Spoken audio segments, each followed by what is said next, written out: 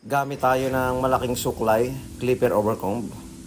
Aba mukhang iba yung ating location dito Andito tayo sa Norsagaray River.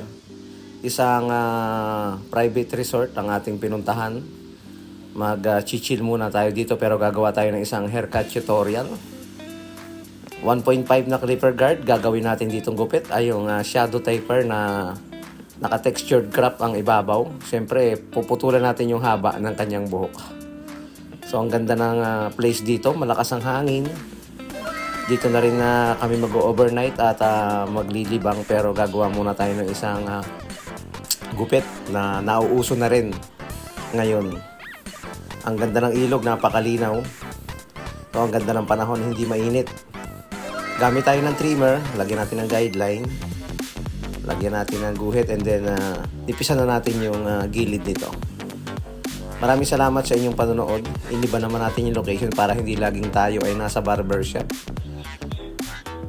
Yung ganitong klase ng gupit ay gusto nang ipagupit ng mga nakararami ng mga kabataan dahil may konting forma. 0.5 na clipper guard sa paunti-unting pag-blend. Ganun din dito sa likod. Maraming salamat sa mga barbero ng Santa Maria, Bulacan at iba pang karatig na bayan na nakiisa sa ating free one-day look and learn barbering workshop dito sa Bulacan. Zero close sa pagbura ng guidelines. Thank you sa mga mainit na pagsuporta at pag-welcome sa mga barbero na naka-meet and greet at nakinig ng ating libreng look and learn sa paggugupit.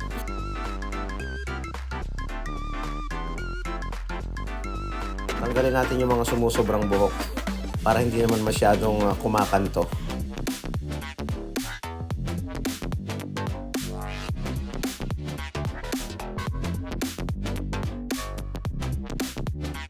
Ating iplangkita, basain.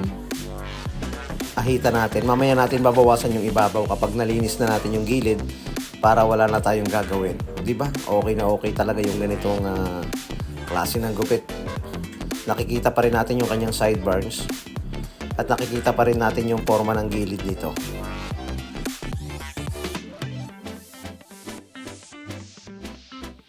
Bago natin i-texture yung ibabaw niya, yung haba ng buhok muna, atin muna siyang putulan.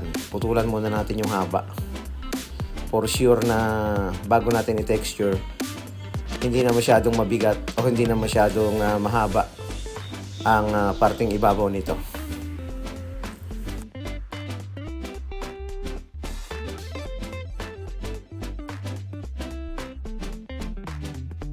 Saka natin i-texture yung ibabaw. Double purpose yan, pwedeng nakabagsak lang yung bangs at pwede rin naka one side.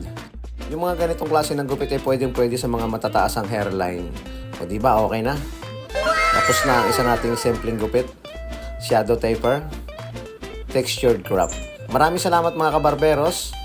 Maraming salamat, Norsagaray, Bulacan. Ang place natin andito sa ilog ng Norsagaray.